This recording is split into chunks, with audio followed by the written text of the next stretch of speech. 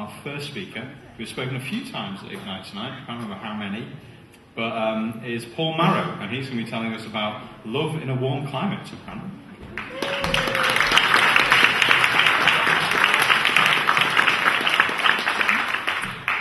Good evening. I thought this topic was reasonable because I was getting a little tired of cold weather. And what I'll be telling you about is a place where it's been 30 degrees in the sun today, so hopefully that's a bit warmer. But I don't seem to have a slide yet.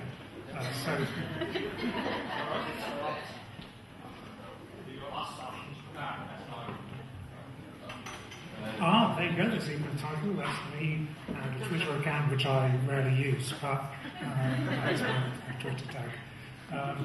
Yes, I am going to be talking about a real love story and a few other things as well. And I've been researching this talk for a long time, for a time so long ago when there were really no roads, so it's good that there were some quite rugged vehicles and that I was too young to drive them. But I am going to go on to talk about some other things which relate to a particular location, which, if you know your flags, is very much expressed in this slide here. And the blue refers to one aspect of warm locations, which is that you often have blue skies. It also refers to other aspects of warm locations, which is that it can be very dry, like this view that you have here, which is of a semi-arid plateau, but it is warm. Then I'll wait for the next slide because I can't remember which one it is. This is where it is. This is a country which the neighbouring countries have all been cut off because it is landlocked. It has South Africa to the south and southwest. It has Namibia to the west. It has Zimbabwe to the east. And what comes from this country, this is important because it relates to love stories. You see that toy truck there in the corner? That's not a toy truck, because if you met one coming down Bold Street, it wouldn't fit in Bold Street. It's for carrying stuff out of a diamond mine, and diamonds come from this country. Diamonds are not forever, but they're very important.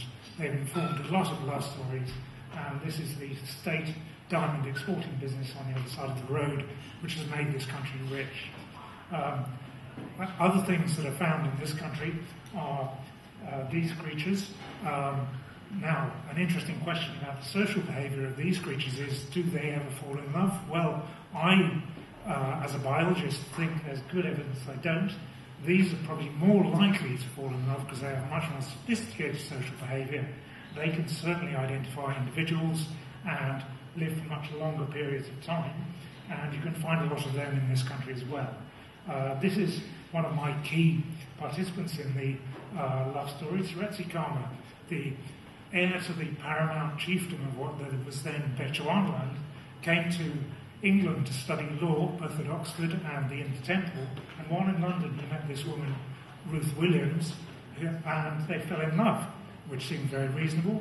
They wanted to get married in the Church of England, but the Church of England didn't allow it because they were black and white, so they got married in a registry office. And that was definitely not the done thing at the time, which was quite a long time ago.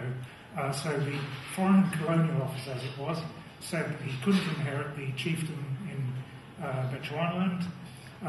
The tribal elders in his tribe said he couldn't inherit the tribe, and South Africa, which was next door, said he definitely couldn't do it. But his marriage survived and made a film as well. This is the film which I've taken the title off. The film is called A United Kingdom. And this is one of his sons, who I believe I've met, who went on to become president of this country later on, but is now retired very decently. And he's one of few presidents of countries I've actually met, although he's a bit older than I am. So their marriage lasted, they had a number of children, and I want to put this big red heart to show that it was all very nice and pleasant and lovely. But it's not the end of the talk, because there's some more tough topics to come on. When people speak English in Botswana, which is what it's now called, when they say he is late, they don't mean he has failed to arrive on time. They mean he is dead. And the reason they say that, and they don't have to justify it, is because Botswana has suffered from a very unpleasant issue to do with a virus which started in the 1980s. This slide is difficult to look at because it's blurred, I would argue it's even more difficult if you could understand it. So now we've got on, this is the problem with the virus that causes the problem.